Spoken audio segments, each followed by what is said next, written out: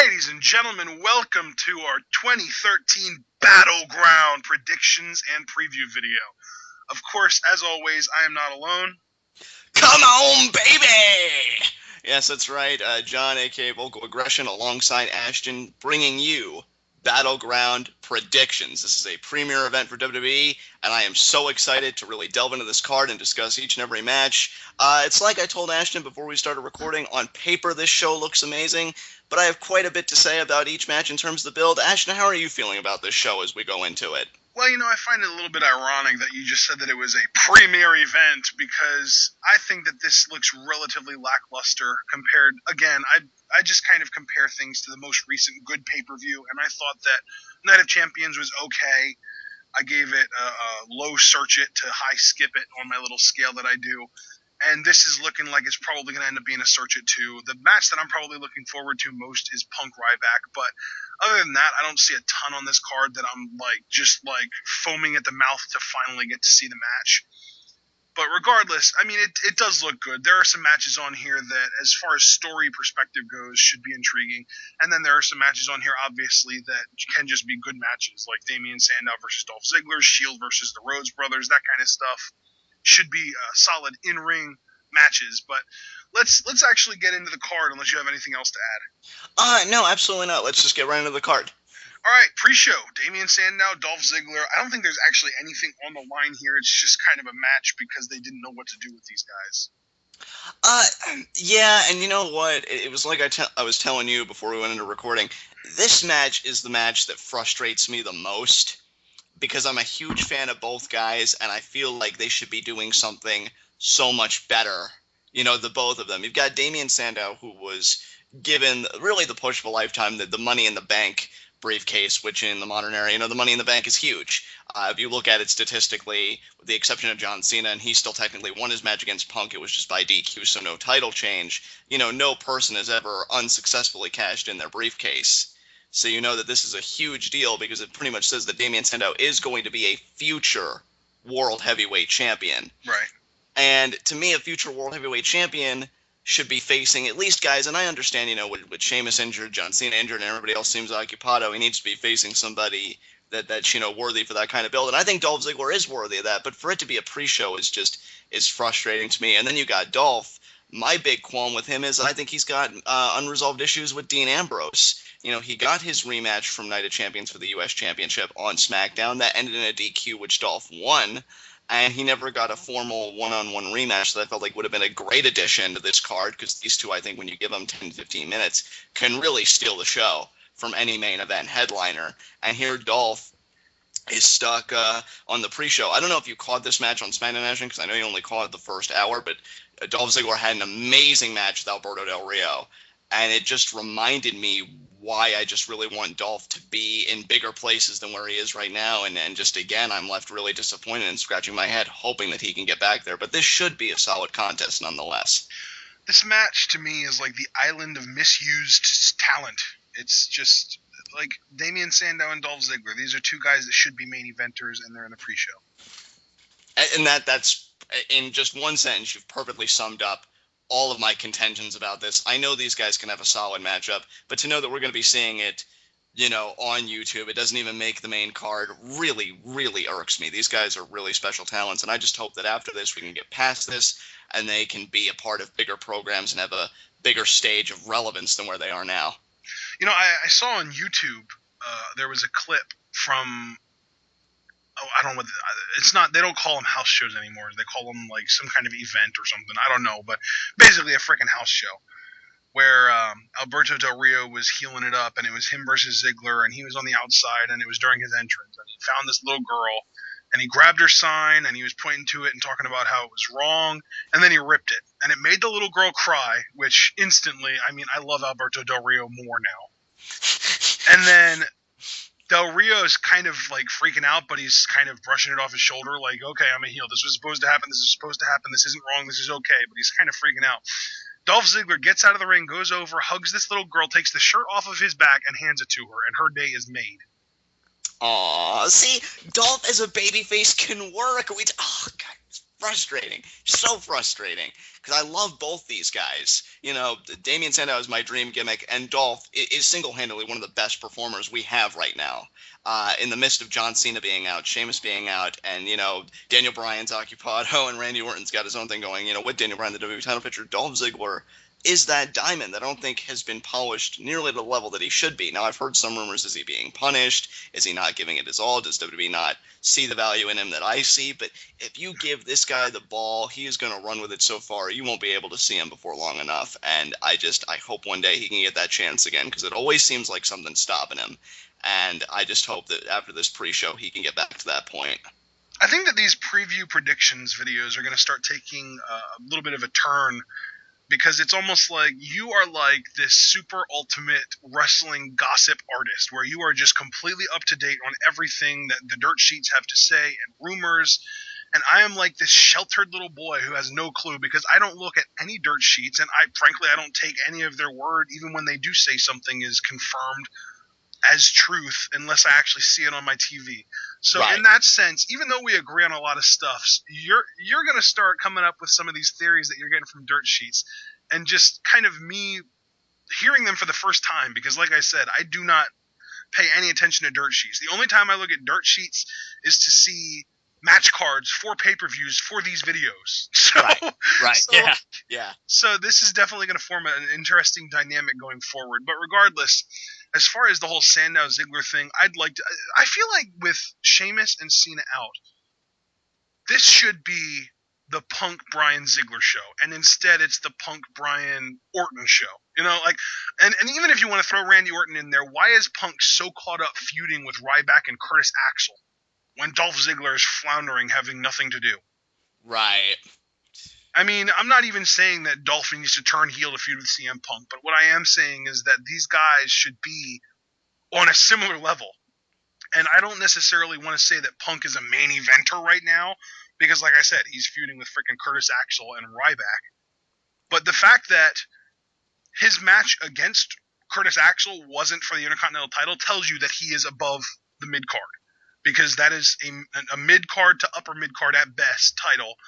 And they thought that Punk was too good for that title to be on the line in that match, because everyone knew that if it would have been on the line, that it would have been not believable had Punk lost. Right. Absolutely. So that tells you that in everybody, including the WWE's eyes, CM Punk is above a mid to upper mid-carder. That tells me he's a main event talent. I mean, I see it with my own eyes, but I also see it in Dolph Ziggler, and the WWE's booking of him hasn't responded to what I see. Exactly. Exactly. Ultimately, in the end, Ashton, I do pick Dolph Ziggler to win it, because, you know, the history of Money in the Bank holders, they don't really seem to have a lot of momentum going into their cash-in most of the time. And I don't see Damien Sandow being any different. I do see Ziggler picking up the win here. Yourself? One of two things is going to happen here. Either Ziggler is going to win relatively clean, or Sandow is going to come out and talk about how he is the future world champion and that he needs to conserve his energy in case he wants to cash in tonight, and basically walk out on the match. And then someone, Triple H or Brad Maddox or somebody, is going to walk out and say, Dolph, thank you for not walking out on this match. We'll see to it that Damien gets what's coming to him, and we're going to reward you tonight by giving you a title match and give him a U.S. title shot against Ambrose, in which case, obviously, Ambrose would win again by DQ. But those are the two things that I could see happening. Right. Makes perfect sense to me. All right, let's move on. Bray Wyatt versus Kofi Kingston. Now, this is a freaking weird match, and I don't even know really why it was added to the card. Me either. Before we get too into that, though, I want to make a quick plug, and I actually have to thank you, Ashton, for showing it to me originally. Forbes wrote a brilliant article on the Bray Wyatt character that I encourage everybody to check out, and Ashton, I'm sure you can vouch for it as well, because, again, I got the article from you. Very brilliantly written about the Bray Wyatt character and why it really is must-see TV. And that's the kind of sentiment I harbor here going into this match. You know, we had Bray Wyatt in a very interesting angle with Kane, and they're still kind of playing that up while Kane is away, I guess, filming See No Evil 2. And on Twitter, somebody said, Kofi can't be the first to fall because what about Kane? And to which Bray Wyatt replied, Kane didn't fall. He was chosen. #rebirth. So in my mind, Ashton, the really significant time for the Wyatt family is going to come when they have Kane as their heavy, so to speak, when he's by their side and wreaking all those guys are all heavies. They don't need an extra one. You know what the thing? I agree with you. I do, but I'm trying to think in like WWE logic. Right. I think maybe they really want the Wyatt family to really make that impact, really make the ripples in the pond, if you will, when they have a former WWE and World Heavyweight Champion like Kane at their stead. Even though if anybody's watched Luke Harper alone, even without Eric Rowan, is a monster, as is Bray Wyatt. Guys know cruiserweight. It's weird to me, Kofi Kingston. I don't understand it. Right, I could understand it if they wanted to put Bray up against somebody that really had people convinced that, okay, finally we're going to get to see Bray Wyatt get defeated, and then Kane comes out and makes the save. Right, and I don't get that threat from Kofi Kingston, not even close. I don't think anybody does. I think that just based on kind of the eye test, this is going to be a squash match. A typical Bray Wyatt squash match, I would even say. The funny thing is, I could see these guys producing a good match on paper because I like both of their styles, and I think their styles can come together in a way that would make a match that maybe you or I aren't even really expecting. At the same time, though, what does this match do for the family long term besides, further cement their dominance and their stronghold within the WWE as this pack that's going to, destroy the world and bring the machine down? That's the one thing. I think this match may be a slight illustration of the current landscape of WWE, again, with Cena out, Sheamus out, and WWE trying to figure out, how do we maximize our mid-carders? What do we do with this guy, that guy? And you see these pieces come together, and they're two very odd pieces. I do expect a good match, but storyline-wise and, furthering character development for all parties involved, I really don't see much significance here.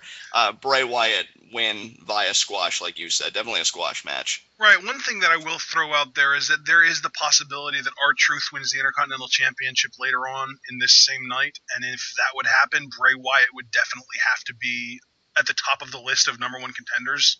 Right. So maybe they're just doing this to kind of build him up as a legitimate threat because he's beating somebody that's a former Intercontinental and U.S. champion.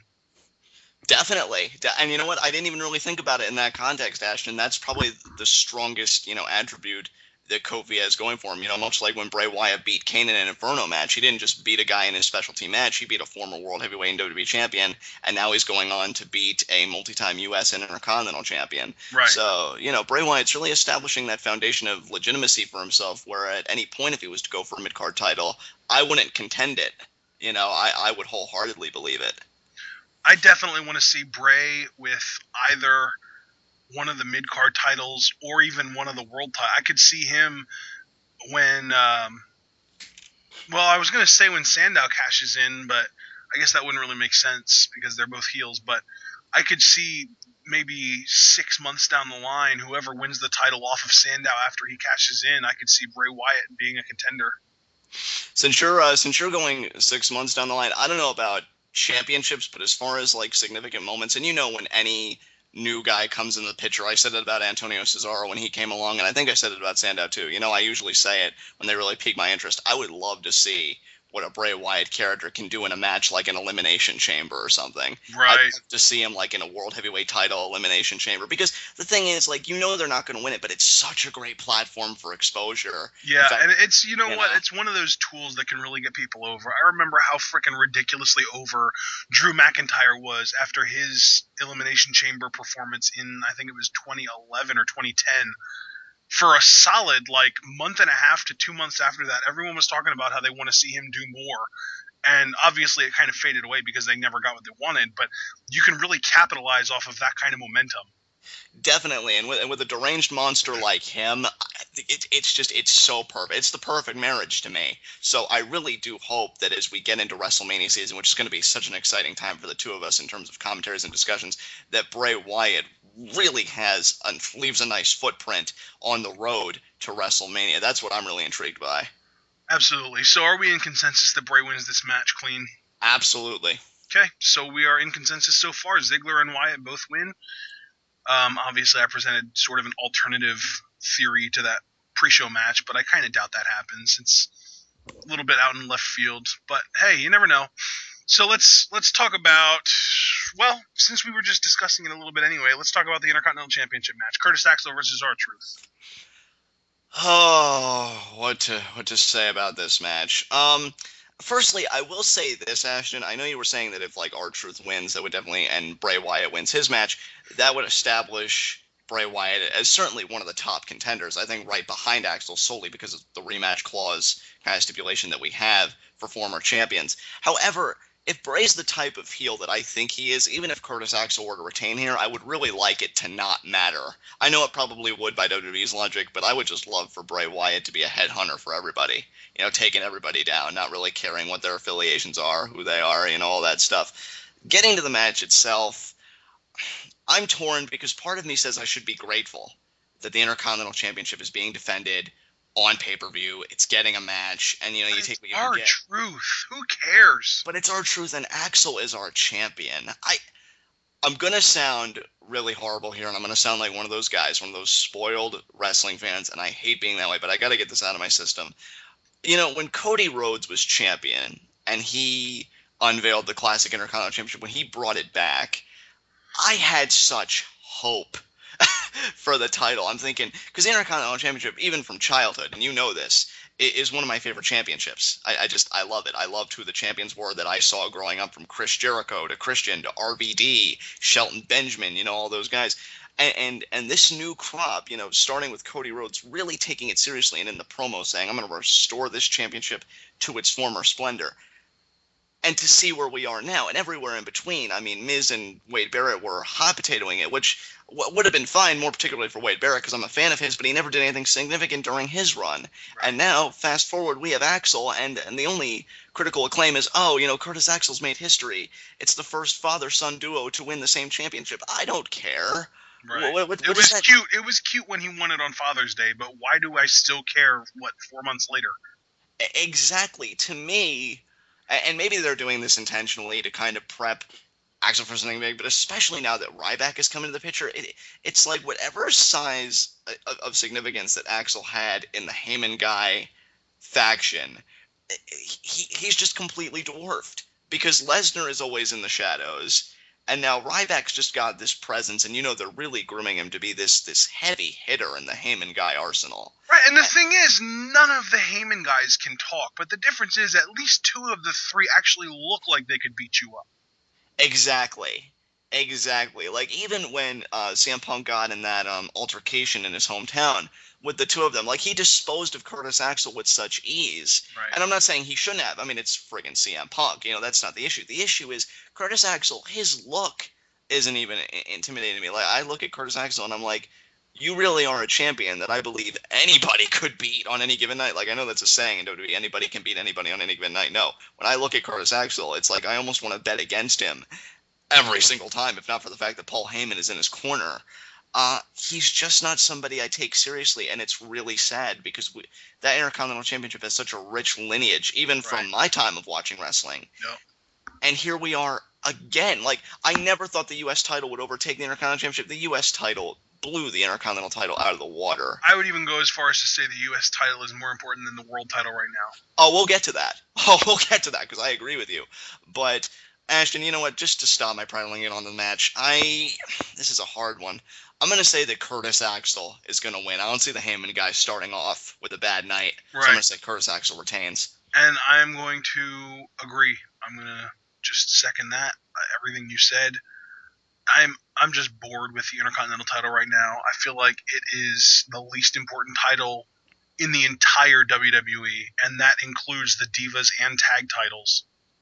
Oh man, that is bad. I mean, at the end of the day, both of those titles have been getting a better build, better representation, more interesting storylines, better promos from the champion, better matches from the champion. Overall, the Divas and Tag titles are more important, as far as those points of view at least, than the IC title. And we've already agreed on the US title.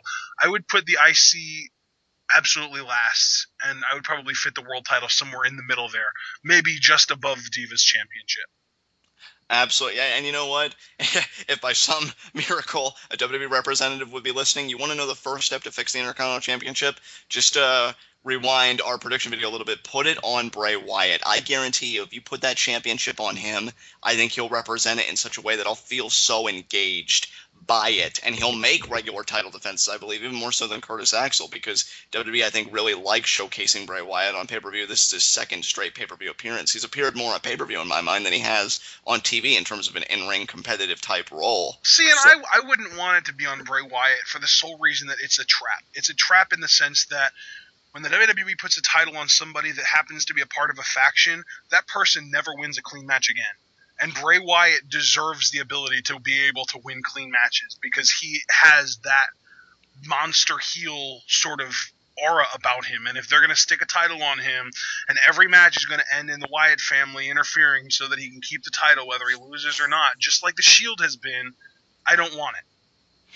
I just want that marriage between, yes, he's in a faction, and I completely agree with you about the trap, because we've even seen it with Dean Ambrose as recently as his title defense against Dolph Ziggler. Yeah. I think it was 2 weeks ago on SmackDown. And we saw that.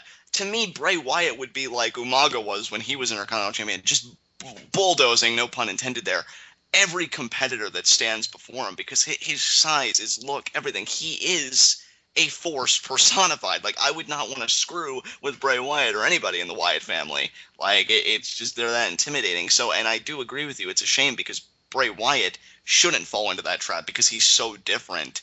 Right, he shouldn't. Champions. He shouldn't. I agree. He shouldn't, but it's the WWE and he would. Right. I just don't know what to do with the Intercontinental title, but for tonight... Honestly, I know that you are not going to agree with this because you think he's above it, but I'd love it if they just put it back on Ziggler. He's never held this new version of the IC title. The last time he held the IC title, it was when it was the big freaking ovular-looking globe thing. And they need somebody to bring it back. They need somebody to bring the IC title back to relevance. I actually, you may think I would contend it. I'm not going to. I think, you know what, Dolph Ziggler, a lot like Cody tried to do in his mic work and whatever, could really say how, why I wanted to be an Intercontinental Champion, because when I was growing up, the one thing I knew the Intercontinental Championship should be was a stepping stone back to the World Championship, and I want my third World Heavyweight title, and this right here is what's going to get me there. And just one promo like that, I'm instantly invested again. Instantly. Right. So I agree with that. I agree with that analysis. Okay. Anything else left to say regarding the IC title or the match at Battleground for the IC title? Absolutely not. Again, Curtis Axel to retain. Okay, let's go ahead and move on. Shield versus the Rhodes Brothers. This is interesting because I think you and I are going to agree on the outcome. However, I don't think you're going to agree with my personal avenue to get there, which is why I was very excited to talk about this match. But before we get to that, I just want to say that this is definitely the match I'm looking most forward to at the end of the day. I've loved this. I've loved the story. I feel like this is going to turn Cody into a major babyface, and when Damian Sandow becomes World Heavyweight Champion, I think that's going to be one of the first feuds he has. Definitely unfinished business between Team Rhodes Scholars that has been, put off to the side because of the business with the corporation. But this is going to do wonders for Cody Rhodes, and really. What this match has made me do, Ashton, and I'm so glad I've gotten to do it because I didn't think I'd be given the opportunity. It's made me be able to take a huge sigh of relief because I didn't think Cody would ever get to this place of prominence again, despite the fact that he does have youth on his side. It's not like the clock was working against him, but I thought he would never get to such a point of interest and just the role that he's in after he took off the mask and he was no longer masked. Cody Rhodes is one of my favorite incarnations of Cody Rhodes, even still. But this babyface run has been extraordinary. Yep. I'd say my only qualm, and we were talking about this, pre-recording, was that I feel like Dusty these past few weeks has become more of a centerpiece than Cody, and to me that's a no-no. That's what Dusty does, though. Dusty makes himself the center of attention. He's gone off script multiple times. There are reports of that. I saw that on Reddit. Right. And that to me is not good. Like, to me, Dusty should have been the ultimate emotional piece for Cody to just kind of lose himself, be swept up in his anger, and really want to take a bite out of the corporation and the Shield.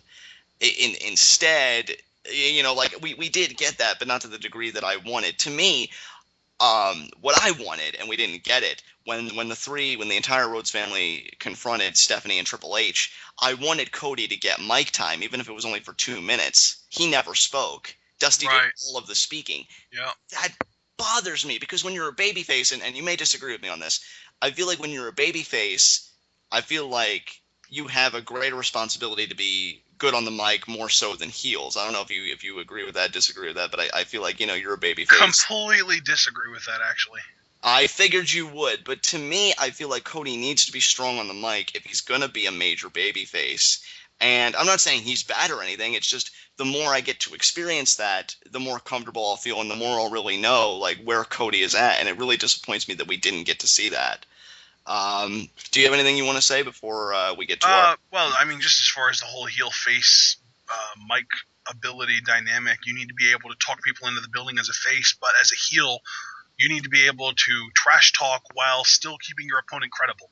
That's a lot more difficult to do than just saying, you need to come see me beat this guy up. Right.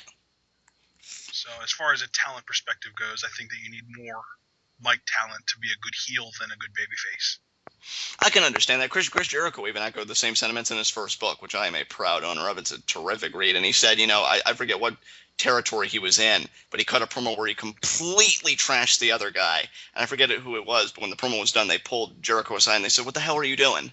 And he's like, what? I'm being a heel. And he's like, no, you're being an idiot. You just totally cut that guy down to size. Now when you beat him, all the audience is going to think, well, he beat a nobody. You've got to maintain the credibility so that when you come away with the win, it looks like something significant, like you've done something significant, Right, and that's one problem that I think both John Cena and The Rock have issues with. Yeah, I'd agree with that. Absolutely. You see John Cena, God, I can really think of sometimes where he's outright really buried mic-wise his opponents, and then it's like, well, John, I guess there really wasn't a challenge for you, was it? And it really gets you angry. Punk, I feel like, is really good at it. Punk is probably the best at it right now. Punk and Bryan, that's cream of the crop as far as subtly getting their opponents over on the mic while still building up themselves and the match. No, absolutely. Especially, Bryan, because, he's acknowledged, how dangerous Randy Orton is. He constantly, references the odds that are against him. Punk, he's no stranger to Paul Heyman and his tactics. He fully acknowledges this. They don't try and come off stronger than they actually are. They're okay with being vulnerable, which I think is a huge mark of a successful babyface. Don't hide the vulnerability. If anything, accentuate it, because that garners more sympathy and that creates more realism. And I think Bryan and Punk understand this. I wish Dusty would have understood by staying in the background and really being that weak emotional piece for Cody to draw strength from. This match I think is going to be terrific. If for no other reason, I really can't wait to see Goldust eat a Roman Reigns spear. I'm telling you, man, Roman Reigns I think is the best spear right now. Like you and I were talking, and I think the best since Goldberg, man. Best since Goldberg, absolutely. Now, where it gets interesting is I think that the Rhodes family are going to win via Uso distraction. I see the Usos getting involved in this match. Why? And here's why. Because, and really, I had this feeling before, but SmackDown kind of confirmed it. Again, I know you didn't see it, so I'll catch up to speed. The main event was a 4-on-1 handicap match, Big Show versus The Shield and Randy Orton. And long story short, they do end up getting DQ'd. Big Show gets the DQ victory, but they lay Big Show out. They look like they're going to do to him what they did to Miz, the steel chair wrapped around the neck. And Usos come out and make the save, again, and they take out, Rollins and Reigns. And it seems like the past few weeks, whether they be in 6-man matches or just simple, on-screen altercations, the Usos are constantly getting in the business of the Shield, which I am loving, by the way. You know what that tells me, though? What does that tell you? That tells me that the WWE wants the Usos to take the titles off the Shield, which automatically means that Rhodes and Goldust can't. Right, but I never even expected them to. Did you at all? You just told me that you thought that they would. Oh no, I said that they would win. This is a non-title match. Tag titles aren't on the line. Oh, I thought that the titles were on the line. No, they're not on the line. No. No. Well, that makes it obvious then. Jeez, I thought that this was a freaking title match. I thought they were going to have to squirm their way out of this one. No, absolutely not. No, titles have not been announced to be on the line as far as my knowledge is concerned. Jeez. Well, if that's the case, then I take back everything I said about Dean Ambrose getting involved in the Dolph Ziggler match, because that's not happening. Right. I thought that this was a freaking title match. No. I've been misled. No, this is purely a careers on the line sort of stipulation. Right. And okay, well then freaking A, Goldust and Rhodes win, no problem. Yeah, I see at some point, we were talking about Goldust being incapacitated and Cody being all alone, and I think the Usos are going to come in, neutralize, maybe even they neutralize Dean. Maybe they won't even neutralize Rollins or Reigns because, they're the main competitors. They'll have to neutralize one of them because only one could be the legal man, but you get the point. And then Cody What I could see happening, and I don't want to cut you off, but what I could see happening is during the entrances, I could see the Usos coming out and just chilling out at ringside just like Ambrose does. So that then when, Cody Rhodes goes for the cover and Ambrose tries to get into the ring to either break up the pin or just pull the ref out or something like that, the Usos can beat him down. Yeah, like maybe a double super kick or something. I actually hope that the Usos get involved simply because I love that they have been these past few weeks, because it allows us not to forget, these are your number one contenders right. for the tag team titles, and for them to do something this significant, and it would be. Man, this changes everything. I seriously thought that the titles were on the line. What the heck? Why are the Shield and really none of the members of the Shield? Why are none of the members of the Shield defending their titles, and yet Randy Orton's in the WWE title match?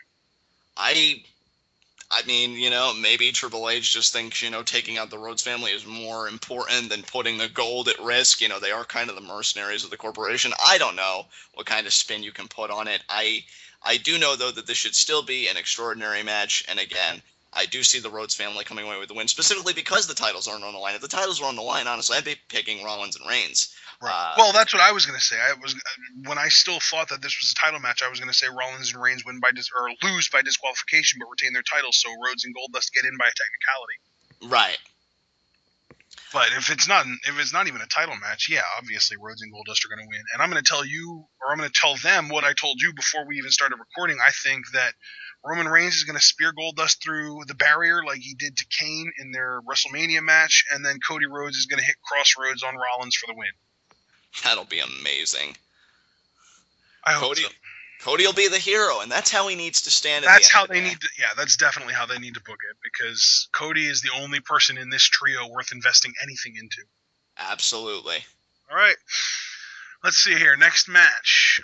Let's look at Brie Bella versus AJ Lee. Divas Championship match. I think it might just be time for AJ to drop the title. I don't want her to, but Brie's getting over with the whole Daniel Bryan is my fiance angle and Total Divas, and she's the Bella twin that isn't a jerk.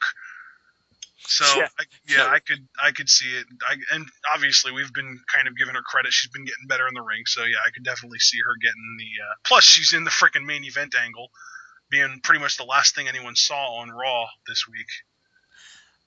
As crazy as this sounds, and see, I've done so good so far in this discussion bit, not going into outright, at least in my mind, conspiracy theorist territory. I've worked with rationality. I've stayed within those boundaries. But I think this is where it all kind of ends, because this is probably the only time you're going to hear me say that I think the Divas Championship match has serious implications for the WWE Championship match.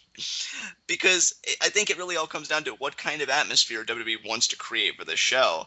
They could create a really emotional atmosphere with, the two lovers, closing the show as champions, Brie Divas champion, Daniel Bryan WWE champion, or we can see the heroes fall with AJ as Divas champion, and of course Randy Orton, taking the championship away from vacancy and being the new champion. You had a good run, vacancy. I know, it was magnificent. No, it's vacant, not vacancy, my bad. Yeah, my bad too, but regardless, it was truly a stellar reign. That cannot be denied.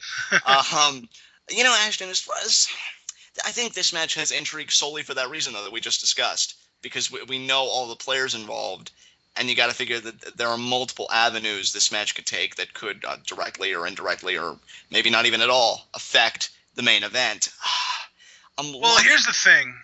If AJ wins, there's no way Bryan's winning the title later that night. Right. That's it. It's over. If Brie wins, though, I could see it going either way, because I could see Brie winning the Divas title and then Orton winning the WWE title and then beating down Daniel Bryan, so the last thing you see is Brie with the Divas title kind of hovering over Bryan's motionless body. I could see that. I could definitely see that happening. But the other option is, like you said, kind of the heroes coming out on top, and he gets the championship and the girl. Yeah, what a classic story. And the thing is, like, I'm not entirely convinced. But, you know, I may just save this or go deeper into it for our WWE Championship discussion because I have a lot to say about it. But I'm not entirely convinced that Daniel Bryan will walk out a winner. But as far as this match is concerned, I don't want AJ to drop the championship. I feel like she just got Tamina by her side. So it's going to look like a really weak investment if the first time when Tamina looks like a weak investment already. I don't even care if AJ keeps the title or not. Tamina is a weak investment. I mean, it's been a long time since I've seen her in the ring, but I still remember her as this amazing, you know, agile powerhouse. I think, you know, well, I want to give this... Work has regressed. She's basically 2009 Randy Orton in the ring at this point. Oh, God, no. This is so hard because I'm loving AJ as champion and I'm loving her promos and I'm loving how crazy she is. I mean, I wasn't in love with the promo she cut on SmackDown to Brie, you know, but then again, you looked it up and you said you liked it, so we were kind of in disagreement there. No, I didn't say I liked it. I said it made sense, but it still came off as freaking cheesy. Okay, fair enough. So we're kind of in agreement, but yeah, it was weird. But AJ's still solid on the mic overall, you know. I mean, my God, that's not even a blemish. That's like a piece of insignificant lint. But you know what? I guess Brie to win. I'm gonna say Brie to win. That was tough though. This is one of the tougher matches to call because I'm gonna agree with you. I'm gonna say Brie to win. It seems like they've kind of been building towards this point, and as much as I don't want to see AJ drop the title, regardless of who it's to, it's got to happen at one point or another. And there really is no better time to put the title on Brie Bella than literally the pay-per-view after a Raw where she, in a sense, main evented because she was the last thing you saw on freaking Raw. Right. I think the only real loser here, if I'm being honest, is Natalya, because I thought she was going to be in this spot at Battleground. And I think the only real loser here is the Divas Championship. Touche, my friend. Touche. All right, let's move on here. What's left? We have 3 matches left. Let's talk about the less important of the 3 first. Alberto Del Rio versus RVD World Title match. That's all you need to say, John. We could have ended it right there. Just sigh of disgrace, and it's done. That's what this match is. It's not worth anything more than a simple sigh of, man, they've screwed this up. That whole speech I gave about the Intercontinental Championship earlier in the video, you could copy-paste for the World Heavyweight title. You don't even have to go that far back with the World title. Like, I think back to Mark Henry's reign, and I think that's how you should be a World Champion, or even Big Show's, you know, brief heel reign when he finally got his hands on it. Dude, I still think you're going back too far. I think that as recently as literally within the first week of this Del Rio title reign, that was good. Because that double turn that they pulled, I don't even remember which pay-per-view it was, but the double turn got Ziggler hot as a face, got Del Rio hot as a heel, and it lasted all of a week. And now they're both down the drain. Del Rio, I don't care about, you don't care about, no one cares about. He's not that amazing in the ring. He's bad on the mic. He doesn't even have his mouthpiece anymore.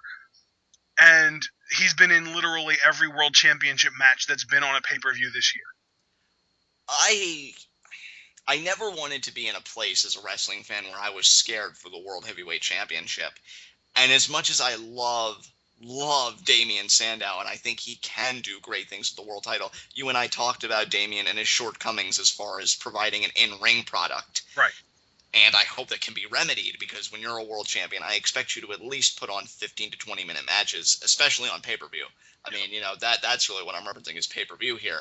As a character, I think Damien's going to do extraordinary things with that title. I'm very intrigued by the prospective feuds he can have, but there's a lot on his shoulders here, and I really want people to understand that to me, because Del Rio's not doing it for me. Van Dam's not winning this. No. He's not. I hate to keep going back to the Dirges because I really don't want to be that guy, and I wholeheartedly agree with Ashton for the record. I don't take these seriously. I do take them with a grain of salt. However, I do find them entertaining to read, and I do think they're interesting to read because I think it introduces more theories and more possibilities into the fold. But what I read was RVD's red herrings for days. Red herrings for days. I did read that RVD is going to be taking time off after this match, which I can believe. I mean, the stipulation, everything going into it, I could believe that this could be the curtain call for the time being for Van Dam. Ricardo Rodriguez, heel turn. You would. You know, I mean, hey, I think I got the event right. Well, the happening right, the event wrong. Because I said Night of Champions. You're just going to keep on insisting that it's going to happen until it does. And we all know that it will happen eventually, but the fact that you've been calling for it as early as you have been means that you were behind. Well, you know that I'm such a jerkwad that when it finally does happen, it won't even matter because I'll be so self-absorbed in the fact that I was right. Manager turns on owner to join new owner. Oh, there's no way he's ever going to turn on the new one when he just turned on the other one. Better not jump to conclusions here. But you know, the whole thing, Ashton, is I should be more excited about this match than I am because it's hardcore rules, it's Van Dam's specialty. I don't really care. You know, well, that too, but I was going to say, I do like watching RVD go to work in the ring, despite, you know, the laughs that you and I have, you know, no job, Rob. Yeah, but that's the thing. He could do it against a freaking broomstick, and that's about as interesting as Alberto Del Rio is these days. Yeah, Alberto, what happened? The most interesting period for Alberto Del Rio for me as a fan when he was the heel. Yeah. He was a heel feuding with Sheamus, who was a babyface, and we looked at it from reversed roles, where Del Rio was the face and Sheamus was the heel. Like, that was, and you know what, to me personally, that was a period of Del Rio's best work, because he had a Falls Count Anywhere match with John Cena on Raw. That was an amazing TV match. Dude, Del Rio and Cena have magic together. They do. They do. Like, that's the only main event spot. And that's another thing, and I know it bothers you too. I just want to touch on this real quick. When Del Rio loses the World Heavyweight Championship, can we take him just very out of the picture? Out of the picture, please. Please. Give him one rematch. And when he loses, demote him. Whether it be to a non-title feud, or a mid-card title feud, or just take him off TV for a month or 2, or 3, or 4, or 5 or 6. Or 5 or 6. Even if they'd want to just do a non-title feud to maybe establish contendership or whatever between him and Ziggler and have Ziggler finally get that comeuppance, which I felt like he never got because of AJ and Biggie Langston and all this other stuff. Just do something that doesn't directly involve the World Heavyweight Championship, even if you're going to return to it later with one of his feuds. Just demote him, even if it's only going to elevate him down the line. I don't care. It's just, I'm tired. And I feel like Damien Sandow has so many great prospects to feud with, you know, Cody Rhodes, Dolph Ziggler, Christian. That's the only good thing about him losing to all these people, is that it really is a good basis for future feuds. Well, I beat you when you were this, so why can't I beat you now that you're the champion? You know, and that's the logic. Del Rio really should have no place once he drops it. It's not going to be here. I'm hoping Del Rio drops it at Hell in a Cell. That's when I think his clock expires. He's got a little bit of time left. I see him beating RVD via Ricardo Rodriguez. Heel turn, and should be a good pay-per-view match in ring. But the story, I mean, even the WWE didn't care about the story because you saw the placement that it got on TV cards. Like, they didn't even get, like, mic altercations together in the ring like Bryan and Orton got, you know, this past Monday. It's just ridiculous. Even WWE doesn't care about this feud, so why should I? Do you have anything else you have to say? WWE doesn't care about feuds, so neither should I, but at the same time, just caring enough, I'm going to literally reiterate what I said at the last pay-per-view. RVD wins, Ricardo screws him, Damien Sandow wins, end of night. There you go. I said it last time, you said that Ricardo would turn last time, we're both sticking to our guns. Because the WWE chooses to do the same thing and not give us anything new. I'm telling you, man. And you know what? If Damien Sandow wins, that is the only saving grace in this whole thing. Like, absolutely, dude. Have you ever heard of the phrase pounding the table? No. It's like a vote of confidence. You pound the table when you're so confident about something, you just have to pound the table and yell it out loud. Okay. And I'm pounding the table. I think that Damien Sandow and Cody Rhodes are going to have a feud that revives the legitimacy of the World Heavyweight title. And they can do it, too. That's what I'm saying. That's why I pounded the table. Just pounded my desk. There we go. That notion. There we go. I just hope it's sooner rather than later because I can't put up with any please. more Del Rio. I want to see Damien Sandow and Cody Rhodes feud for the title no later than Survivor Series. That's when the feud should really begin. I want to see him feud for the title all the way from Survivor Series until WrestleMania. And I want Cody to win the title at WrestleMania. That would be amazing. Oh, yeah. Talk about making a babyface, dude. That's what I'm saying. They need to do something. They're not doing anything with it now. It can't get any worse. Oh, it sounds like a symphony. I love that booking. Do it. Cream All right. Cream phrase. Did you seriously just do that? That's how excited I got. I'm telling you, this is Cody's time, and it's the world title's time to get back to a place of prominence, and I love your booking. Do it. All right, here we go. Next match. Unless, do you have anything else to add to the world title? Because the WWE certainly doesn't. Absolutely not. Okay. Ryback versus CM Punk. This... What the heck was that? You sound so unsure of yourself. It's not uncertainty so much as it is. It's so hard to articulate because I know when you put the feelers out there, you kind of know how the audience feels about this match. At least where I've been looking. Maybe you've been garnering a different reaction. If so, I hope so. Well, you tell me what you've heard, and I'll tell you what I have. People are not excited from what I've been seeing. And I've seen nothing but excitement. So you need to hop on Reddit and, you know what I mean? Because everyone on Reddit, including me, freaking loves Ryback's heel character. Like, this whole anti-bully thing is hilarious. It's basically fresh out of Chikara. You know what? I was thinking to myself, I mean, even though it would be, I know what a huge campaign it is for WWE, and they wouldn't do something that ridiculous with it. I almost wish they would create like a Be a Star championship and have Ryback win the title. Yes. Look, I want everybody to know that the circles that I've been looking into, I am the minority because I'm with Ashton. I am loving Ryback as the anti-bully.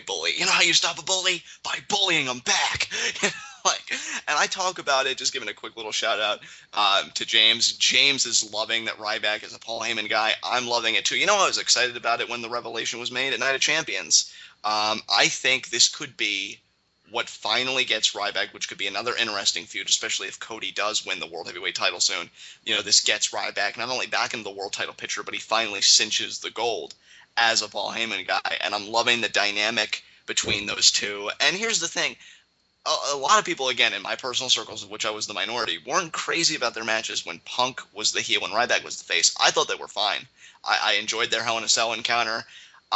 Their TLC encounter was great to me. Yeah, I haven't really heard anybody that highly criticized, like, oh man, those matches sucked or anything like that. I thought they were decent to good matches, and I think that the role reversal will make it better because now we kind of have more fleshing out of Ryback's character. He's less of a cliche at this point. You know what I mean? Like, absolutely. When he was feuding with Punk, when Ryback was the babyface, he was a two-trick pony. He said, "Feed me more," and then he hit his finisher on you, and then he pinned you, and that's it. Yeah, and here, like, there's so much more like dynamism to Ryback. There are many more, dimensions. It's like an ever-evolving character. You know, the deeper his relationship with Paul Heyman goes, and then the deeper his hatred for bullies go. Right. It really is a great thing to watch unfold. Punk has just been, and let me just give praise to CM Punk here because I haven't done it in a while. This guy consistently proves to me why he is the best in the world. I was going to say the man. I wasn't going to go that cliche, but you know what? He is one of the best in the world, because definitely he's second to none in his mic work. His in-ring performances have been great. I love how emotional he gets in his promos now in this feud because it gets me sucked in. It makes me think, I mean, not to the same level, but one of the things I love so much about the Triple H Shawn Michaels feud back in 2002 was the emotion from both guys. I mean, they were seething with hatred towards each other. They really wanted to hurt each other. And you could tell Punk really wants to hurt Heyman, and Heyman just really wants to royally screw with CM Punk on all. The one thing I never understood about these blood feuds is why they, literally one time has this ever happened, but why they don't have footage of the guy that's really angry at the other guy trying to attack him outside of the realm of the WWE. And the one time I want to refer to is when Triple H attacked Randy Orton in his own home. Right. I mean, it would make sense. Punk is trying to, get Heyman in an environment that Heyman knows very well and in which he has backup. Really, if Punk wanted to resolve this feud, I see no reason. I mean, who's going to stop Punk if he gets in Heyman's home?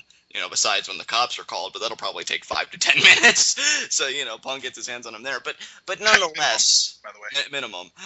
But nonetheless, I really do love the exchanges between Heyman and Punk. This is why I was so happy that Heyman came back to WWE TV, because I thought his pairing with Punk was great, and I knew their feud, because every Paul Heyman guy, usually down the road, feuds with Paul Heyman. Even Brock Lesnar, when they paired together the first time, feuded with Paul Heyman leading to WrestleMania 19 with Kurt Angle. So I see Ryback in the future wanting to take a piece out of Paul Heyman. I see Curtis Axel in the future wanting to get a piece of Paul Heyman, and that's the beauty of it. Because the problem here, John, is that you're assuming that Paul Heyman has job security. Meaning what? Like that I picture him being around that long, you mean? Yeah. I don't can know. see Paul Heyman being around basically as long as Brock Lesnar decides he wants to stick around. Because they're kind of like a package deal. Exactly. Yeah. And when Lesnar calls it quits again, I can't see them keeping Heyman for much. Like, I would say that he has like a 2-year clock, if that, after Lesnar's done. Well, I mean, 2 years after Lesnar, to me that would be enough. Because I mean, again, if Ryback is gonna, get his hands on Paul Heyman, which I do see, maybe not so much Curtis Axel, but then again, we go. I think that's more what I was going for. Because I don't even know if Curtis Axel will still be around by the time. at least relevant. He might still be around, floundering in NXT where he belongs, but I don't know if he'll still be relevant. Yeah, this may have been the beginning of the genesis of the beginning of Michael McGillicuddy, but this is ultimately of the era of the. We wish you well in your future endeavors. Yeah. But really though, just to get back on track, the exchanges between Punk and Heyman to me have been second to none. Ashton, I've loved the TV that these two have created together. The initial angry Punk promo towards Heyman where he says, "I'm gonna burn down everything around you until you're the last man." Like, that still rings in my head. Like, but that's the thing, though. He hasn't even tried to do that. He just goes straight for Heyman. If you're gonna burn down everything around him, you should literally destroy Ryback and Axel and eventually Lesnar and maybe the rest of Heyman's best friends and family. And then when Heyman is all alone, that's when that would be fulfilling your promise. But he's basically just said that, and now he goes for Heyman's throat every time he sees him. If I was WWE, the way I would want to do this, because again, those words still resonate very deeply with me, I do think Ryback's going to win here. I do. Just to get the prediction out of the way, I do think Ryback's going to overcome I do too. Punk. Yeah, I think we've agreed on every match so far, which is kind of scary. Yeah, it is. We're going to be wrong about everyone. Yeah, that's true. But if I was WWE, what I would do is, have Ryback beat Punk. And then the reservoir of hope that, Punk is digging down from, I mean, it's empty. I want to see Punk break because of his hatred for Paul Heyman and because of his inability to exorcise that hatred in the form of breaking Paul Heyman's face. And I want that lunacy that Punk has, that insanity of just wanting to get his hands on Heyman, to somehow culminate in Punk getting Heyman. I mean, some have even said like they want to see Heyman locked in a Hell in a Cell like structure with Punk. I mean, maybe they downgrade it and just go steel cage, which I think would be cool. But there's gonna be some kind of a payoff, and it's gonna be sweet. Do Paul Heyman in a cage above the ring. Yeah, that would be amazing. There's gonna come a time on everyone. Because I think what Punk is going to do after he loses to Ryback, he's going to start adopting some guerrilla tactics, taking out Ryback and Axel, all shrewdly, hiding in the trees and then attacking when the time is right, really becoming more cerebral instead of doing the gutsy, scrappy kind of performance. And then when it's him and Heyman all alone, oh, the delicious payoff. And if they get it in front of the right crowd, like, that's a shame because I don't think we're going to be back in Chicago for a while, because the Chicago crowd would be the perfect type of crowd to do this kind of a payoff. Right. Yeah, or no, that wouldn't work. I was going to say a Philly crowd, but they worship Heyman. Yeah, they'd probably all try and save their god some way, somehow. But it needs to be in front of a hot crowd that'll really appreciate it, because this payoff, I'm going to be emotionally invested. Crowd.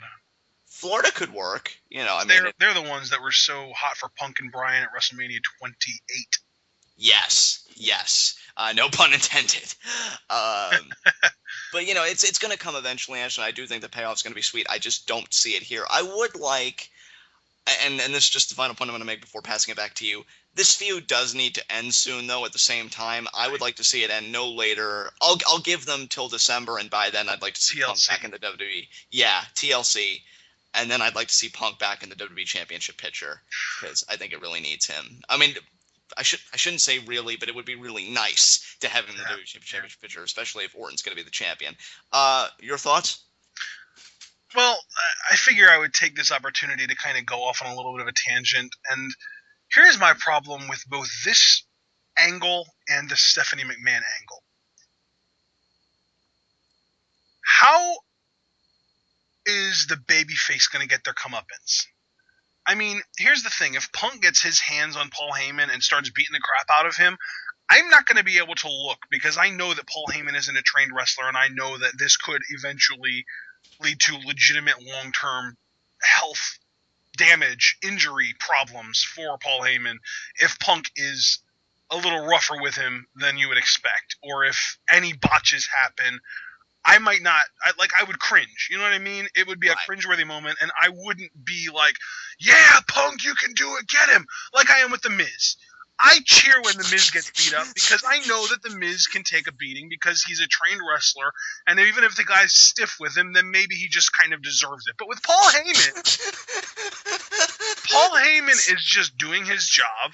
He's a heel, and he's really good at being a heel, but he's still, how old is Paul Heyman? He's in his 50s at least.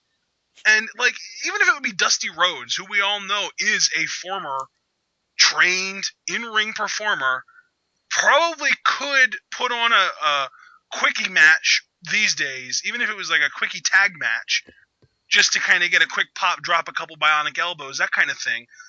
But even if he would get beat up by somebody, I would be like, oh, I can't watch this. I would cringe because it's a freaking... I don't even know how old Dusty is, so I'm not even going to try and take a guess at that. But I know he's a lot older than Heyman. But regardless, it's like old out-of-shape men getting beat up. I am just uncomfortable with being on my TV. And then we go to the even bigger issue of Stephanie McMahon. And here's a woman who I want to see get slapped multiple times, if not worse. I'd love to see Randy Orton DDT her into the mat again, because that would be the kind of comeuppance that she deserves. If anything, that would be going light on her. But who is going to do that? Randy Orton did that in, 2008, 2009? Yes. Before WWE went PG. Was it WWE PG at this point? I don't think so. But if they were, they have gotten progressively less edgy since then. And I highly doubt that they would allow any man-on-female violence to take place on a WWE TV screen these days. Right, I do agree with that, and we have had discussions about this. I'm very glad I composed myself after those sentiments about The Miz that had me dying. And it is difficult for Stephanie because I don't know, and I wouldn't want this to happen.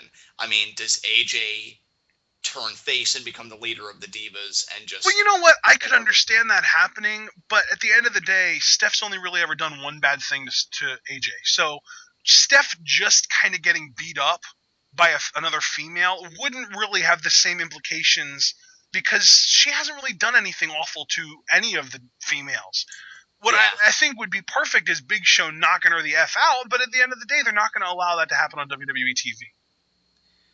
It really is. I mean, you want to talk about booking yourself into a corner. I think if you were like educating writers to the WWE product, you'd show them this storyline and show like, yeah, it looks like it's going in all these great directions, but see where you find yourself, because a storyline, whether good or bad, is always about the payoff at the end of the line. Right, and now don't get me wrong. If at the end of the day Big Show does end up having this big shocker moment where he punches Stephanie McMahon in the face and she's laying there on the floor unconscious, I will be ecstatic.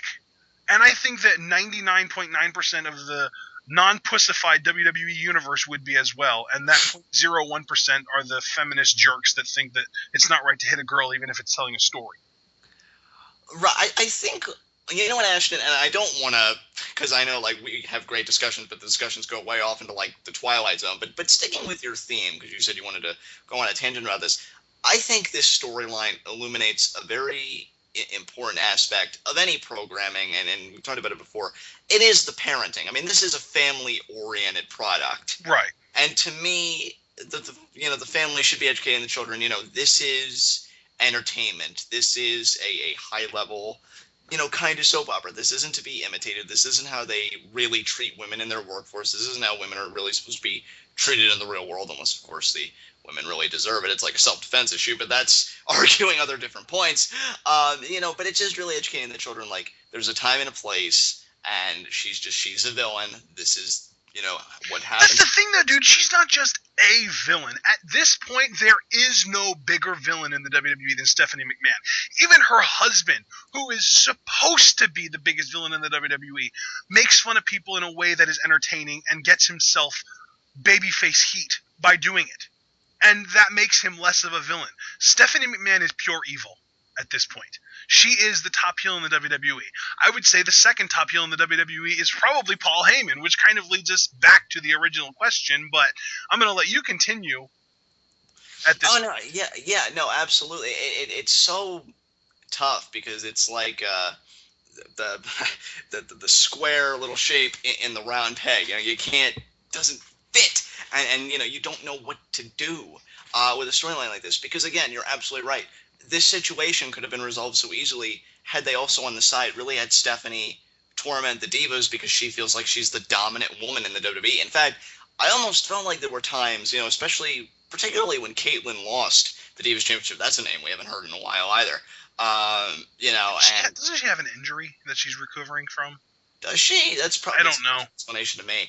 But when Caitlyn lost the Divas Championship and she cut off Stephanie at one point or something, and then Stephanie's walking up the ramp and she's like, Caitlyn, I'm going to let that slide because of all you've been through, but don't ever interrupt me again. I thought that was really going to tease like Stephanie really having more influence and more power within the Divas division, kind of like being the self-professed leader, but really being that dictator that we've seen her be with the other talents. Right. Had they gone that route, this could have been resolved so easily, Ashton, because we could have said, well, hypothetically, if Caitlyn was healed up, just have her spear Stephanie to allow pop, or have AJ put her in the Black Widow, have a face turn, become that locker room leader, especially after the promo she delivered on what a female wrestler is.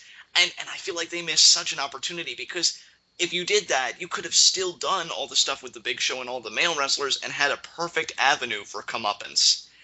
And they didn't take it. So I don't know what we do now in a PG, in a very political environment where you always have to be correct with every step you take, while at the same time giving a payoff that satisfies everybody. Because the only avenue I can really see them realistically taking is somebody steps up to Stephanie gets somebody to represent her, but that's not directly affecting Stephanie. At least exactly, and that's the problem. Like, I think that in a perfect world, what would have happened is right around the time she started tormenting Big Show about being poor, she also would have started torturing and tormenting the Divas division, and I mean the entire division, keying in on AJ, who they would need to have face, obviously. They would do everybody that's not on Total Divas faces, everybody that's on Total Divas except for Brie Bella and Natalya heels. And that's that simple. And Stephanie shows favoritism towards the Total Divas girls because they have the TV deal, so she's always giving them, perks and extra chances and stuff like that. And she treats the rest of the Divas like crap. And then the big comeuppance would be, she calls some kind of a Diva conference, and they're all out in the ring, and they all end up turning on her, and they beat her up, and then the big seal the deal kind of thing is AJ hitting a Shining Wizard on her. And that's the end of the story, and Steph's in, like, the hospital or something for a couple months, and when she comes back, she forgets it ever happened. I mean, there you go. See how easy that is, though, if they just took that avenue. And the thing is, like, it almost seems like a role that AJ was born for. I know we already talked about AJ sufficiently with her match with Brie, but like, I'm so glad she's out of the psychotic, always clinging to a man kind of phase, and she's really gone like rogue, being the Divas champion. No, now she's just clinging to a manly woman. You're just full of them tonight, aren't you? Yeah, what can I say? But, it seems like AJ was kind of born for this kind of spot, because I've been loving her mic work. I've been loving... And see, like, again, take it with a grain of salt. It probably isn't even true, but, like, apparently there are some backstage that find, like, that AJ got the day that she won the Divas title tattooed on the back of her neck is kind of like a markish thing to do, so to speak. You know, like not really a very professional thing. You know, you've got to separate yourself from the fan when you come to work. I personally love it, and I wish the commentators didn't make fun of it when she was on commentary that one night. Like, these are things that should be celebrated because AJ, to me, is what the Divas division should be. And I wish that her and Stephanie could have had more of a rivalry because it would have done this division wonders. Like, you have AJ as champion. You have the ultimate villain giving them her personal attention. Dude, that's all you need. Like, people have been saying, you know, oh, the era of the Trishes and the Litas and this and that. We don't need that era. We have more than capable talent here right now. You know, I'm going to catch a lot of heat for this, but at the end of the day, AJ Lee is a more talented wrestler than Trish Stratus ever was. She got over on her looks and her idiosyncrasies that she did in every match that people were waiting for, and when she did it, they popped. You know what? Even as somebody who is a huge Trish Stratus fan, I would agree. I find AJ Lee matches, especially when they're given the time and attention they deserve, to be more entertaining than certain Trish Stratus bouts. You know, I think the best Trish Stratus matches were the ones against Lita in particular. Lita and Victoria. Right. I was a big fan of that feud. Those two are two of the best in-ring workers the WWE's Divas have ever seen. Absolutely, absolutely. With AJ, like, you know what I wanted to see, and I'm disappointed we haven't seen it. You know, I wanted to see a submission match between AJ and Natalia. Yeah. I want to see some innovation in the division, and going back to Stephanie, what more of an innovative premise than making the Divas a significant part of this overall story? Because when you're something as evil as the corporation, and for God's sakes, you call yourself the corporation, that should mean that every employee that is under you is affected. I feel like the Divas division has gotten away unscathed, like, and every other division, well, except, I guess, for the Intercontinental Championship, you know, mid-card-esque division, because we already touched on that. But the Divas division really has gotten off, you know, without so much as a slap on the wrist, except for AJ, who's had the little verbal encounters with Stephanie that don't amount to anything. And we return to square one. Stephanie is this amazing villain. Who is the hero? Right. Who is the hero, you know? And that's exactly what the problem is. And that's also, that's not the same problem as the Heyman thing, but the whole thing kind of revolves around non-wrestling characters being the biggest bad guys on the roster, and who and how are they going to get their comeuppance? Absolutely, absolutely. I'll be very intrigued by what WWE does, but at this point, particularly more so with Stephanie, it's a morbid curiosity because I don't see it ending well. I don't. Yep. And obviously they didn't do the whole thing that I was talking about where she starts harassing the Divas division. So at the end of the day, I think the best thing that could possibly happen is the WWE says, sorry, sponsors, but we got to do this to tell a proper story, and Big Show knocks her out. That would be magnificent. That is the only thing that I can think of. We'll just have to wait and see, my friend. We'll just have to wait and see. You know what is going to happen, though? Most likely? What is going to happen? Vince is going to come back, and he's going to be a babyface, and Triple H is going to be the heel, and Stephanie is going to turn on Triple H to be with Daddy. And her babyface turn is going to absolve her from all of the crimes she has committed. Oh, why? That doesn't make any sense either. Like, because you know Vince is going to return eventually, and I've heard the same rumblings that he's going to come back as a babyface. Why? He was the one, if you really want to put it all in perspective, he was the one who lit the fuse. Calling Daniel Bryan a go-face troll, you know, all that stuff. Where do you think that started? It started with Vince. And then Triple H gives Dude, I'm not arguing with you. I'm just telling you what the rumors are and what I genuinely think the WWE is going to think that the fan base is dumb enough to accept. Oh, my forehead. Oh, all right. Do you have anything else you want to say about this? Because, I mean, the main event actually has me excited, and now I'm just really depressed. Look at the darkening reality of these payoffs. I think we both agree that Ryback is going to win, no matter, you know, by hook or by crook, as you would say. And, no, I don't have anything else to add. So let's move on. Daniel Bryan, Randy Orton, WWE Championship is in the balance because it's currently owned by Vacant. We also would have accepted in abeyance. I mean, that's a 30-point level Scrabble word. I mean, that is some impressive stuff right there. I don't even think that word would fit in Words with Friends. I don't think it would either. Here's the thing, Ashton, what I really like about this story, and I was thinking about this today because I was so amped up that we were going to do this video.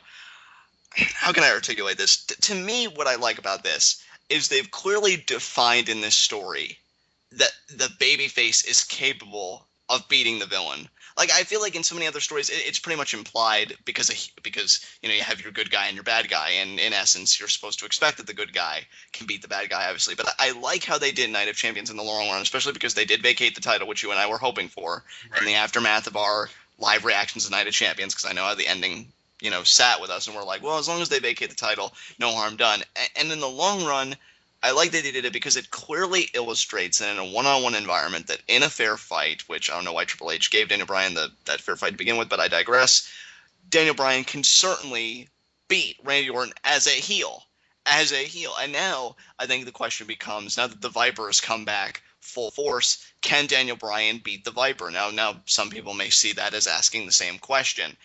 I don't really know. I think it's really a different question, but just dealing with the same individuals. And that's what makes this match so intriguing, because we know that Daniel Bryan can beat Randy Orton, but can he beat this level of violence and intensity exuding from Randy Orton? Can he beat the Viper?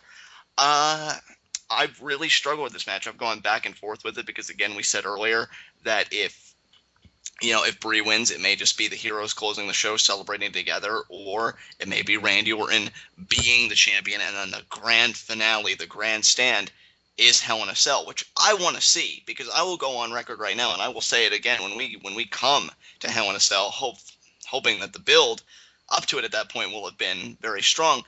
I think this could be one of the best Hell in a Cell matches to not have any blood or any of that kind of excessive violence, since Edge and Undertaker.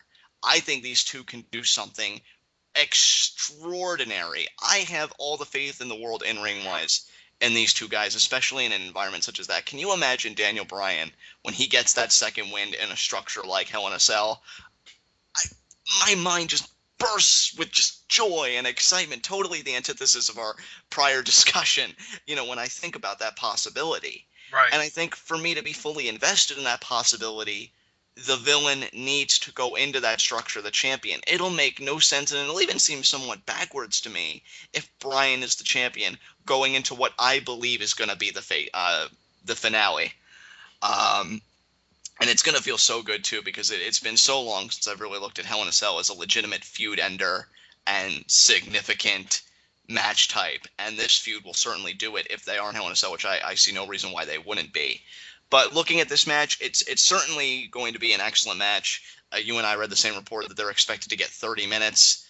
They're going to put on a clinic. I have no doubt about that.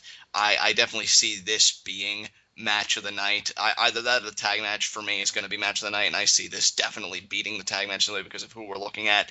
I've enjoyed the build. I've enjoyed the story. I like that Randy Orton really laid Bryan out on Raw, and I like that Bryan got just a little bit of momentum, a little bit of revenge on Randy Orton on SmackDown, got him in the yes lock again, and then nailed that running knee to Dean Ambrose. I can't wait till he gets an official name for that, and I wonder what it's going to be if they don't have one already that at least I haven't heard.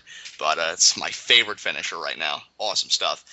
But ultimately, this match is going to be extraordinary, but I do see Randy Orton being the new WWE champion. Just really thinking about Hell in a Cell and not about Brie Bella, even more so. I just think it makes more sense for such a climactic match to have the villain standing atop the mountain and not the babyface.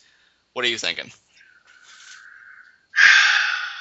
Man, what did you say about what you would think about the situation if Bryan went into Hell in a Cell as the champion? I said that I felt like it would be somewhat even backwards to me. Okay, that right there. The WWE has been backwards booking for the last 5 freaking years. Right. And that scares me because at the end of the day, what you think will happen is what should happen. Randy Orton should win the title tonight. He should cheat to do it somehow or some way, but he should win the title, and Daniel Bryan should be on the chase. And whether he wins it at Hell in a Cell or not, that's kind of up in the air. But at the end of the day, he should be in the chase after Sunday. Problem I have is it's the WWE, and they love to hotshot their titles onto their baby faces, even when the heel is the best thing going right now. And I don't think Randy Orton's the best thing going right now, but the corporation is, and Randy Orton's backed by the corporation. So right. I hate to admit it, but I could very, very easily see Daniel Bryan winning the title tonight. The only hope in my mind that we have that logic is going to prevail here, and logic being defined as, the assertions that I've put forward and that you've signed on to, is because Triple H owns Big Show's house and now Big Show owes him. I could see Big Show screwing Bryan out of the championship. Right there, that's the X factor, and I didn't even think about that, and because of that, I'm gonna jump on the bandwagon, and I can't believe that just completely went over my head. No, absolutely.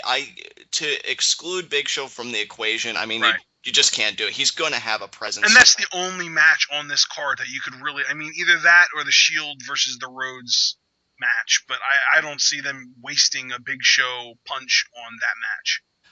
But here's the thing, though, and here's the question, Ashton, that, I mean, I don't know if you see it as an important question. I personally do, because what is the one thing that you and I, when we talk about our experience in economics classes, what was the most important thing we learned? Trade-offs. Trade-offs. And WWE faces a trade-off here, because to me, if Big Show punches Bryan... Wait, are you referring to opportunity cost as trade-offs? No, I actually am. Well, is it an opportunity? Well, yeah, I guess opportunity costs as well. They're not really synonymous, are they? They are two distinct terms. But I do mean opportunity costs, because to me, if Big Show knocks Bryan out, they give up the opportunity, in my eyes, for Big Show to really have a strong payoff as a babyface by knocking Triple H out. Because to me, I don't see the fans forgiving Show. Bryan is the most over babyface. You know what? I do want to ask you a question, and this is more along the lines of just kind of gauging. Can the WWE Championship, because it's vacant, can it be won by disqualification? That's a very good question. I didn't think about that. Because I know that you didn't follow the Attitude Era, but I remember very specifically at one point, Kurt Angle was on his winning streak, and this was before he lost to Taz, which was actually his first loss in the WWE. And every match, Steve Blackman would come out while the ref was either knocked down or not looking and beat the living crap out of Kurt Angle's opponent with a freaking kendo stick. And then one night they said that if Steve Blackman costs, I don't remember who the opponent was, the match, then Kurt Angle will be disqualified. And what happened? Steve Blackman came out to the ring and right in front of the ref cracked Kurt Angle over the head with a kendo stick. Kurt Angle won by DQ. There you go. And that's what this reminds me of. If the WWE Championship can be won by disqualification, Big Show's knocking Orton out right in front of the ref. Right. That's interesting, Ashton, and I'm really glad you brought that up. See, we kind of went tit for tat there. I mentioned, Big Show having his house possessed by Triple H. You mentioned the fact that the very vacancy of the WWE Championship has very strong implications in itself with the count-out and DQ stipulations. I'll be intrigued if that stipulation stands when we go to the main show. I could either see Triple H as part of the kickoff show, because I don't see Ziggler Sandow, taking up the whole thing, obviously, either making an announcement regarding the match, like he did at Night of Champions when he said that no interference would be allowed, or, if he does it at the beginning of the main card. If we go both of those time slots without any announcement, then I'm going to, say that the stipulation is going to stand. Of course, he can make that announcement at any time. I just think that would be the most realistic window to make an announcement like that. Right. So if the stipulations stand, that's actually, to me, that's genius. I think Big Show would come out, and because, he owes Triple H, he's going to screw Bryan out of the championship, but he's going to do it in such a way that Big Show gets at least some satisfaction out of it, gets some kind of a payoff out of it by knocking Randy Orton out and just, letting out that anger. But then again, though, I don't know. Do you think, going back to my original inquiry, do you think, though, that brings Big Show to the point of no return in the sense that... No, because he didn't knock Daniel Bryan out. He didn't knock Bryan out. He did what any human would do. If your boss, who you despise, tells you to go do something that you have wanted to do for weeks, are you really going to not do it? Right. No, you're absolutely right. Man, what a weird picture that'll be as Battleground fades. Randy Orton knocked out, the WWE Championship just draped over his chest as he's unconscious. Sure, Randy didn't know that he's one other option that I just kind of randomly thought of off the top of my head is Big Show knocks Bryan out.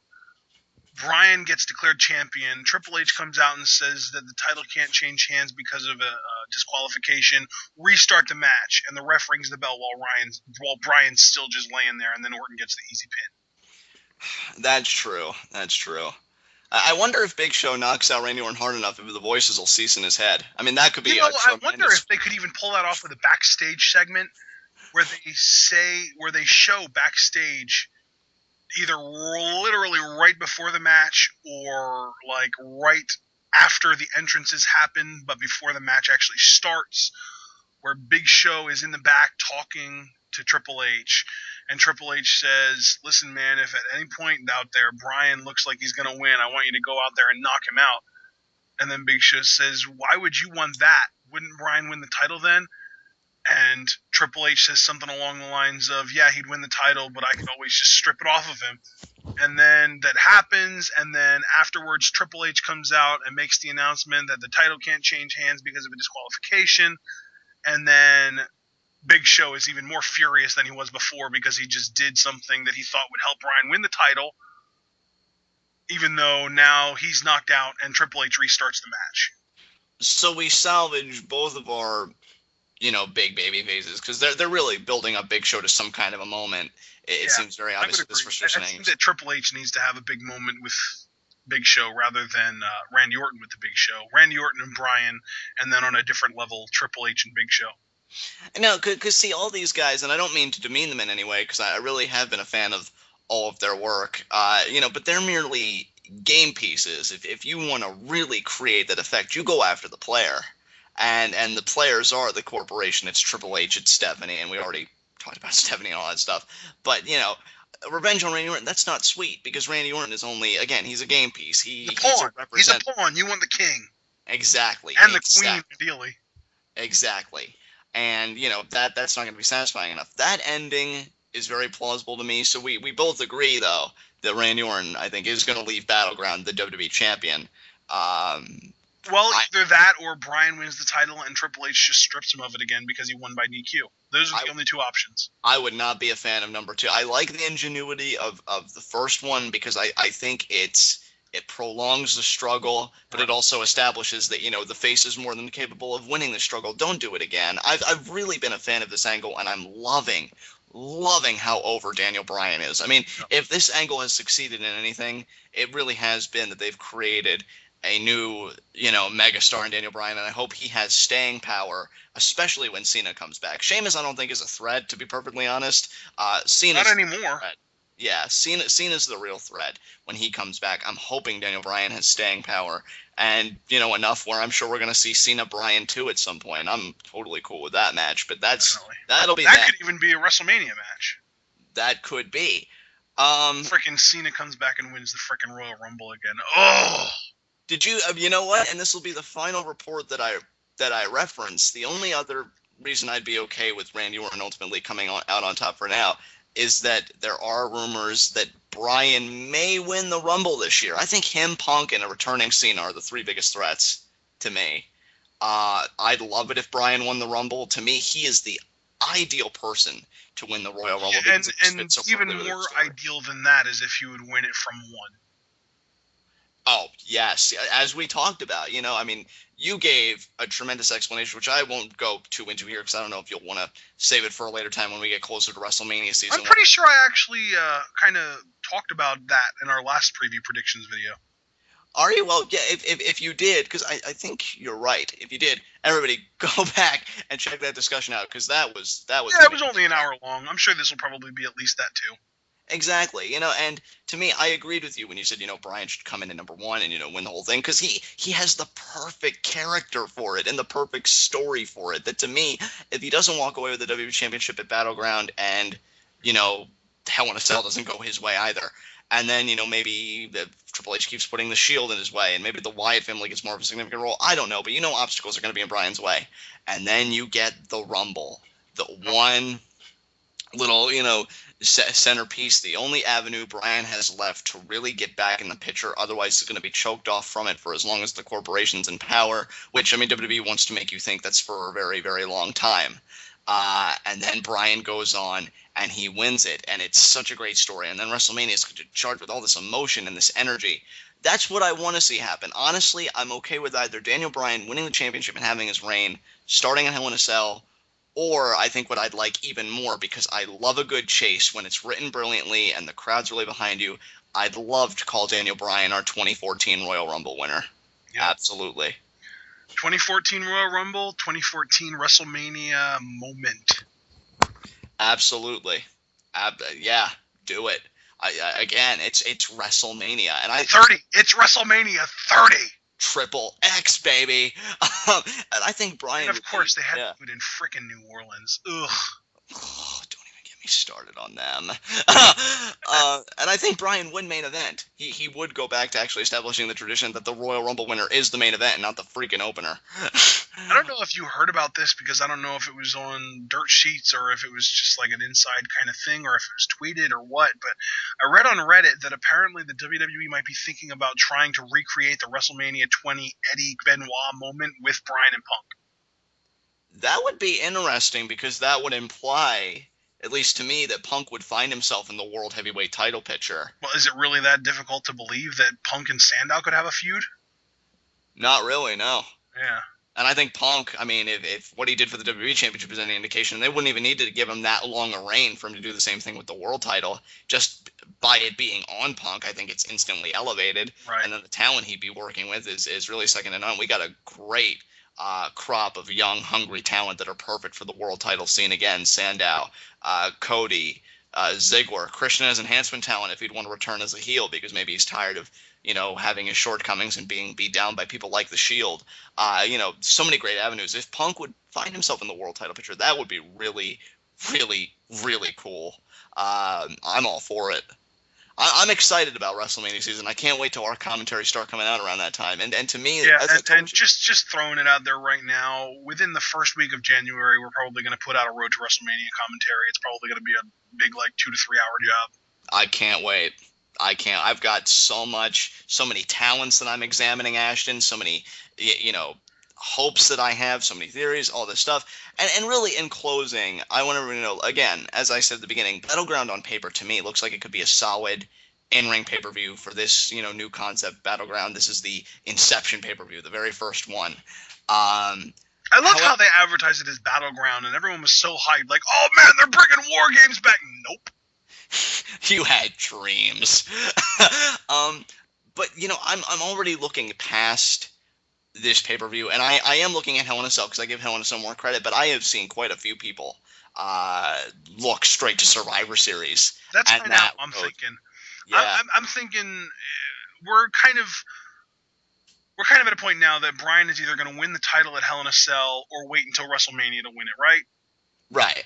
Okay, well, if that's the case, then I could very easily see them doing a either 4-on-4 or 5-on-5 match where it's Orton plus Shield plus a possible fifth, maybe Triple H, maybe someone else, maybe Wade Barrett, I don't know, versus Bryan and the Legion of Good Guys. Yeah. Like Ziggler and Big Show and that, that kind of group.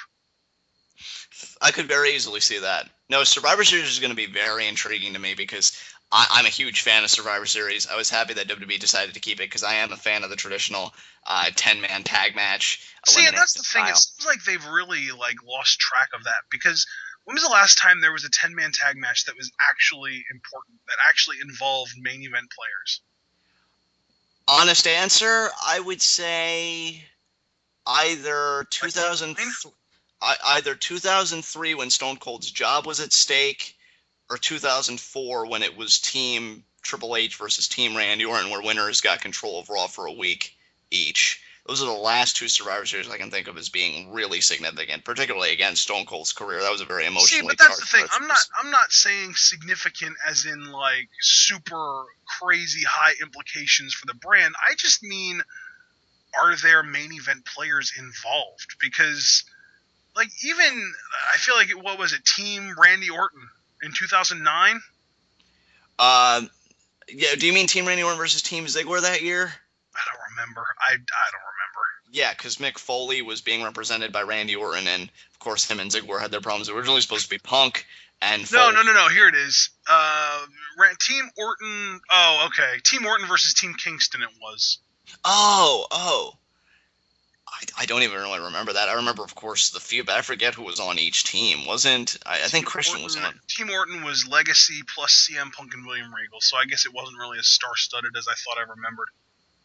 Yeah, to me, the more recent Survivor Series with Orton Ziggler, that was more of a star-studded team. Or even, I think, wasn't it 2011 where he had Team Cody Rhodes versus Team Randy Orton, or 2012?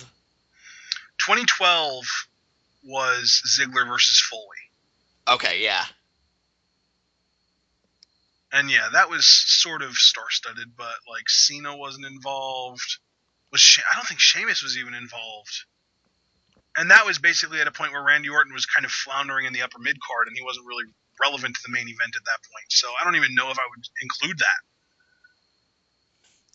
2011, I mean, it had Hunico in it, and I don't think it was really star-studded, but it had some strong mid-card talent in there. I was a fan of that one, because I was loving the Cody Rhodes-Orton feud at that time.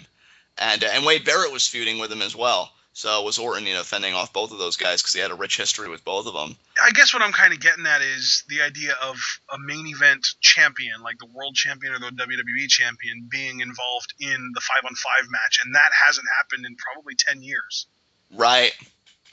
So we can't even say that there's going to be a big 5-on-5 match including Bryan and Orton, because every year we assume that might happen, it ends up being just another upper mid-card to mid-card bunch of guys, while the actual main event is a title match. Yeah, dude, you're absolutely right, because I'm trying to rack my brain the last time that we saw a WWE champion partake in the 5-on-5, and it may have been sooner or even a little bit later, but the last time that I can personally recollect was 2004, Team Lesnar versus Team Angle, and Lesnar was WWE champion at the time. Right. That's the last time I can really remember a WWE champion or a world champion really being a part of the Survivor Series, and I think it'd be really cool. Like, I love the event, I love the match, stack it with those players, really revolve the pay-per-view around that match. This struggle has so much potential and so many possibilities, some seized, some, not even taken, but it's still a really strong story. I'm still just as engaged as when it started. Hell in a Cell, Survivor Series, TLC, and the entire road to WrestleMania have me gripped. Again, I'm kind of overlooking Battleground. I think it'll be a solid show, but nothing too, like you said, perfect words. Oh, here we go. 2006, Team Cena versus Team Big Show.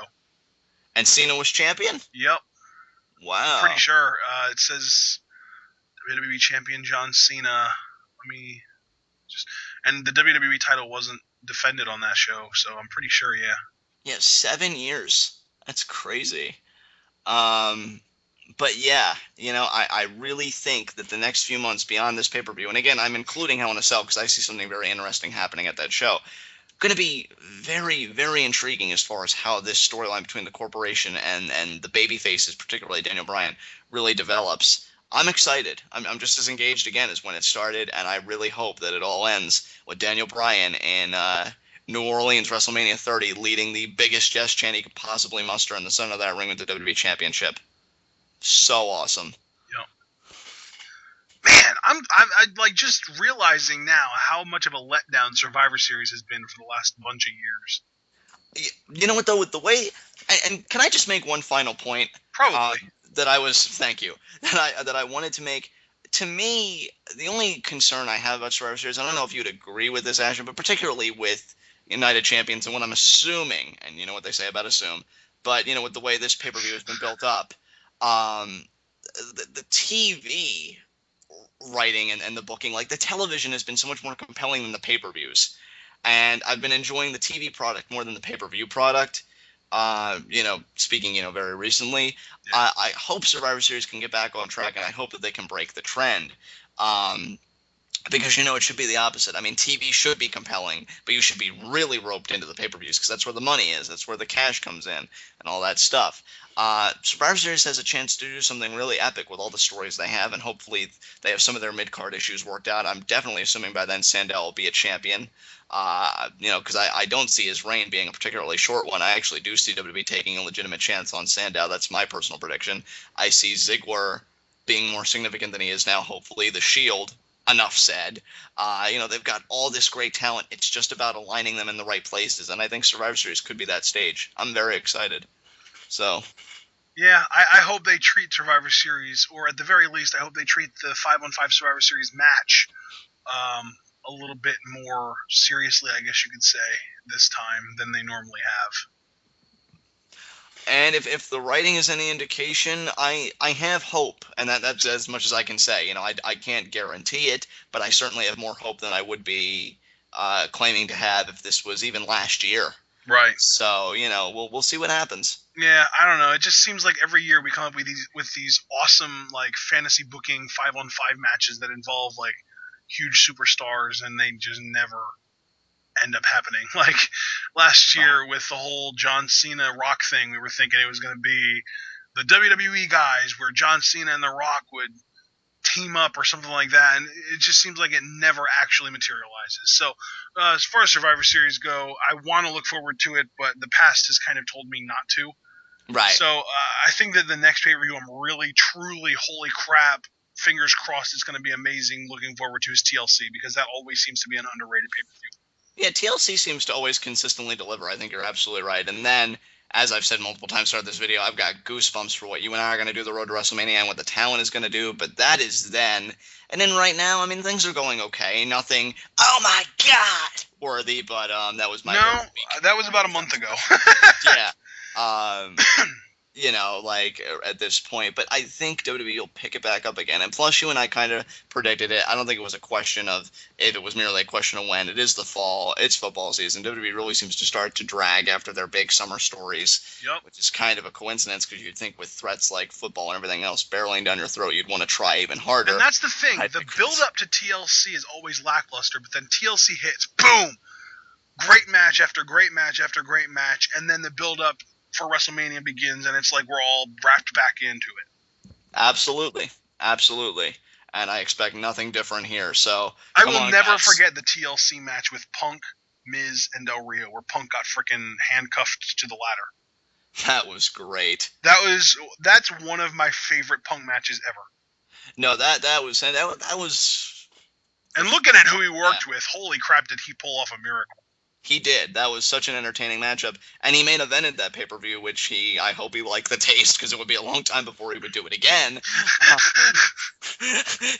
But he proved what he can do on a main event level as the champion. And I was so proud of Punk in that effort. That was a solid match. I thoroughly enjoyed that. I've been a huge fan of the TLC event. Of course, for me as a mark, TLC holds a very special place for me. I mean, that was where John Morrison really cemented his place as that upper mid-carder who could almost taste the world title with his ladder match with Sheamus, which I loved. That was the same pay-per-view, wasn't it? That 2011 TLC? Yeah, 2011. Yeah, that was the same pay-per-view, too. Holy crap.